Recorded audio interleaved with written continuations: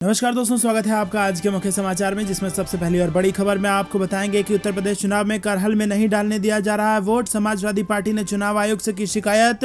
दूसरी बड़ी खबर में जिक्र होगा कि सपा का बटन दबाने पर भाजपा की पर्ची निकल रही है। समाजवादी पार्टी ने लगाया ईवीएम खराब होने का आरोप। तीसरी बड़ी खबर में जिक्र होगा कि कई साल बाद छोटे भाई शिवपाल यादव के साथ दिखे सपा महासचिव रामगोपाल यादव, बोले आज पार हो जाएगा 150 सीटों का आंकड़ा। और इसी के साथ चौथी बड़ी खबर में आपको बताएंगे कि हमीरपुर में ग्रामीणों ने किया मतदान का बहिष्कार, पूरा गांव लाठी डंडा लेकर धरने पर बैठा। और पांचवी बड़ी खबर में जिक्र होगा कि कैबिनेट मंत्री सतीश महाना की सीआरपीएफ जवान से झड़प, स्थानीय पुलिस ने कराया बीच बचाव। दोस्तों, हर एक खबर की गहराई में आपको ले जाएंगे, लेकिन इससे पहले अगर आपको भी ऐसा लगता है चाहे कितनी ईवीएम बंद हो जाए, उत्तर प्रदेश में सरकार का बदलना तय है, तो वीडियो लाइक करके अपना समर्थन जरूर दर्ज कराइए। साथ ही साथ चैनल पर नए हैं तो लाल बटन दबा के चैनल को सब्सक्राइब कर लीजिए और घंटी बजाकर कमेंट में हमें बताइए कि किसकी बन रही है सरकार। दोस्तों, रुक करते हैं सबसे पहली और बड़ी खबर की तरफ। करहल में नहीं डालने दिया जा रहा है वोट, समाजवादी पार्टी की चुनाव आयोग से शिकायत। जी हां दोस्तों, समाजवादी पार्टी ने करहल से वोटिंग रोके जाने का आरोप लगाया है। सपा ने एक ट्वीट कर कहा कि मैनपुरी जिले की विधानसभा करहल के भागपुर गांव के बूथ नंबर 244 और 45 पर ग्रामीणों को वोट डालने से रोका जा रहा है। सपा ने चुनाव आयोग और जिला प्रशासन से गुहार लगाई है कि संज्ञान लेते हुए पारदर्शी और भयमुक्त मतदान कराना सुनिश्चित करें। वहीं पुलिस ने दावा किया है कि कोई समस्या नहीं है, मतदान ठीक चल रहा है। तो दोस्तों, आपको बता दें, संज्ञान लेने के लिए और पारदर्शी और भयमुक्त मतदान कराने के लिए समाजवादी पार्टी ने अपील की है। रुक करते हैं अगली बड़ी खबर की तरफ। सपा का बटन दबाने पर भाजपा की पर्ची निकल रही है, समाजवादी पार्टी ने लगाया आरोप। जी हां दोस्तों, उत्तर प्रदेश में विधानसभा चुनाव के लिए तीसरे चरण का मतदान हो रहा है। बड़ी संख्या में लोग अपने मत का प्रयोग करने के लिए पोलिंग बूथ पहुंच रहे हैं। और इसी बीच समाजवादी पार्टी ने कुछ पोलिंग बूथों पर इलेक्ट्रॉनिक वोटिंग मशीन में गड़बड़ी का आरोप लगा दिया है। पार्टी ने कहा कि भोगनीपुर में सपा का बटन दबाने पर भाजपा की पर्ची निकल रही है। पार्टी ने चुनाव आयोग से इस मामले में संज्ञान लेने की अपील की है। समाजवादी पार्टी ने अपने ट्विटर हैंडल से यह मामला उजागर किया है। पार्टी ने अपने सोशल मीडिया हैंडल पर लिखा कि कानपुर देहात की भोगनीपुर 208 विधानसभा के बूथ संख्या 121 पर सपा का बटन दबाने पर बीजेपी की पर्ची निकल रही है और इस पर चुनाव आयोग संज्ञान ले, सुचारू एवं निष्पक्ष मतदान सुनिश्चित करें। दोस्तों, रुक करते हैं अगली बड़ी खबर की तरफ। कई साल बाद छोटे भाई शिवपाल के साथ दिखे सपा महासचिव रामगोपाल यादव, बोले आज पार हो जाएगा 150 सीटों का आंकड़ा। जी हां दोस्तों, प्रसपा अध्यक्ष शिवपाल सिंह यादव के बड़े भाई और सपा महासचिव रामगोपाल यादव के साथ फोटो इस वक्त वायरल हो रही है। समाजवादी पार्टी सांसद रामगोपाल यादव ने विधानसभा चुनाव के तीसरे चरण के चुनाव के तहत रविवार को इटावा के जसवंत नगर में मतदान किया। उन्होंने दावा किया कि आज मतदान समाप्त होने के बाद सपा 150 सीटों का आंकड़ा पूरा कर लेगी। सपा से गठबंधन के तहत प्रसपा अध्यक्ष शिवपाल सिंह यादव यहां से प्रत्याशी हैं। वोट डालने के बाद संवाददाताओं से बातचीत में रामगोपाल यादव ने कहा कि चौथे चरण के मतदान के बाद हम बहुमत हासिल कर लेंगे। बाद के चरणों में जीती जाने वाली सीटें अंतर बढ़ाएंगी। पहले 2 चरणों में हम 100 से ज्यादा सीट जीत रहे हैं। तीसरे चरण के मतदान के बाद हम 150 के आंकड़े को पार कर लेंगे। उन्होंने आगे कहा कि करहल से प्रत्याशी पार्टी अध्यक्ष अखिलेश यादव यहां से रिकॉर्ड अंतर से चुनाव जीतेंगे। दोस्तों, रुक करते हैं अगली बड़ी खबर की तरफ। हमीरपुर में ग्रामीणों ने किया मतदान का बहिष्कार, पूरा गांव लाठी डंडा लेकर धरने पर बैठा। उत्तर प्रदेश के हमीरपुर जिले में ग्रामीणों ने सामूहिक रूप से रविवार को मतदान का बहिष्कार कर वो धरने पर बैठ गए हैं। लाठी डंडे से लैस गांव के लोगों ने बैनर और पोस्टर लगाकर किसी को भी गांव में घुसने नहीं वो दे रहे हैं और इस गांव में 1600 मतदाता हैं। तो दोस्तों, यहां पर धरने पर बैठ गए हैं हमीरपुर में ग्रामीण। कह रहे हैं जब तक सड़क नहीं मिलेगी तब तक वोट नहीं देंगे। लाठी डंडा लेकर धरने पर बैठे हैं। रुक करते हैं अगली बड़ी खबर की तरफ। उत्तर प्रदेश चुनाव में कैबिनेट मंत्री सतीश महाना की सीआरपीएफ जवान से झड़प, स्थानीय पुलिस ने कराया बीच बचाव। जी हां दोस्तों, उत्तर प्रदेश के कैबिनेट मंत्री सतीश महाना की कानपुर के जरौली में मतदान केंद्र पर तैनात सीआरपीएफ जवान से झड़प हो गई। कार्यकर्ताओं का आरोप था कि केंद्रीय पुलिस बल के एक जवान ने गाली दी और इस पर मंत्री ने पहुंचकर जवान को चेताया। काफी देर तक बहस होती रही। स्थानीय पुलिस जब मौके पर पहुंची तो बीच बचाव कराया। आपको बता दें कि जरौली में पोलिंग स्टेशन के बाहर भीड़ लगाने और मतदाताओं को प्रवेश करा रहे पार्टी विशेष के लोग को रोकने पर केंद्रीय पुलिस बल के जवानों के साथ कार्यकर्ताओं की झड़प हो गई। जब प्रदेश के कैबिनेट मंत्री पहुंचे तो कार्यकर्ता शिकायत करने लगे।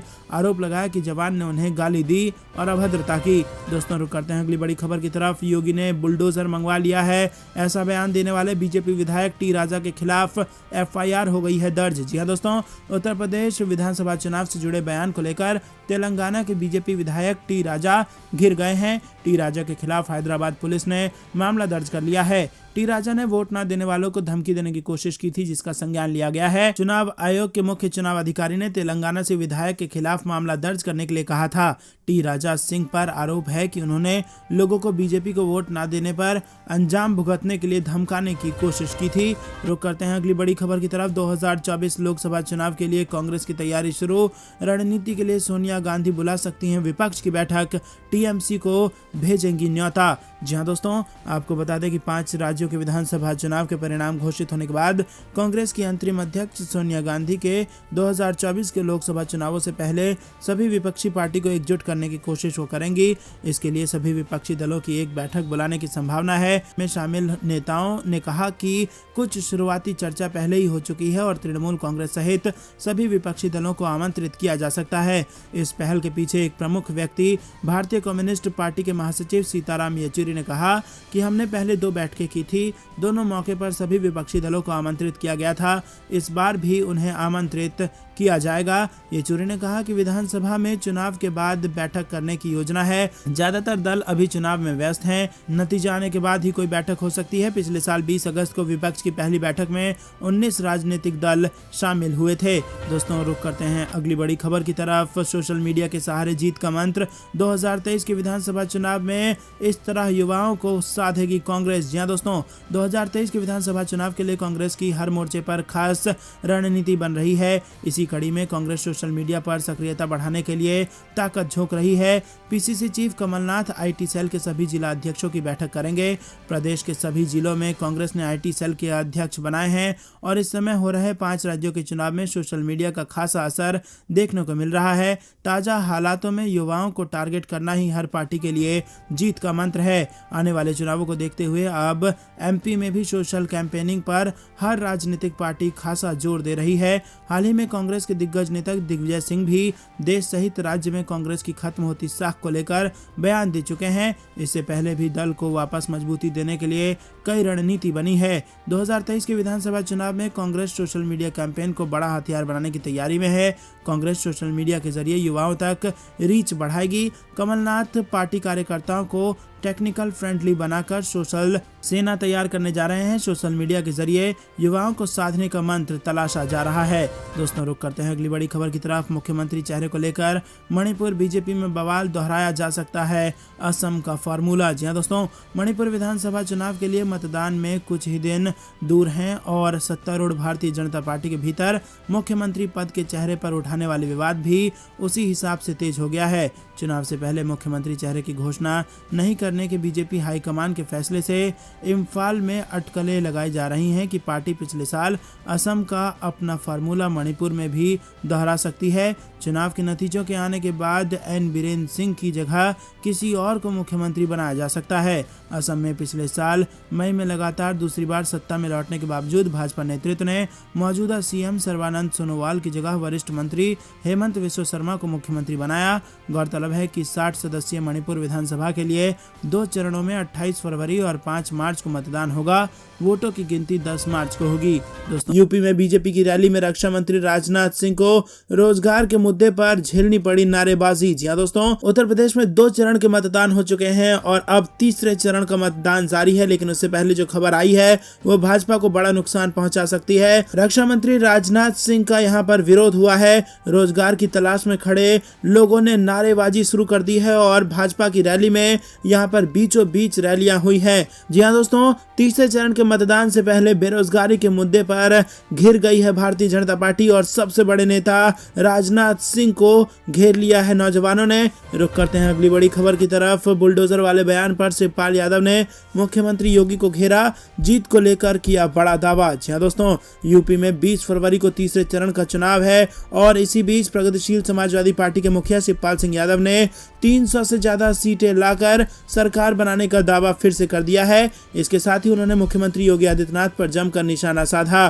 शिवपाल सिंह यादव ने योगी पर निशाना साधते हुए कहा कि एक मुख्यमंत्री को बुलडोजर चलेगा, ठोक दिया जाएगा, इस तरह की बातें नहीं कहनी चाहिए। ये पद की गरिमा के खिलाफ है। 10 मार्च को जैसे ही नतीजे आएंगे बीजेपी के सब लोग ठंडे हो जाएंगे। और इसके साथ ही उन्होंने कहा कि इस बार गठबंधन 300 से ज्यादा सीटें लेकर आएगा। इससे पहले पीलीभीत में योगी आदित्यनाथ जनसभा को संबोधित करने पहुंचे थे और इस दौरान उन्होंने पिछली सरकारों पर जबरदस्त हमला बोला था, लेकिन अब उसी के पलटवार में यहां पर शिवपाल सिंह यादव ने कहा है कि जिस प्रकार की भाषा का वो इस्तेमाल करते हैं वो मुख्यमंत्री के पद की गरिमा के खिलाफ है। और इसी के साथ 300 से ज्यादा सीटें जीत के आ रही है गठबंधन, ये दावा फिर से दोहराया है शिवपाल।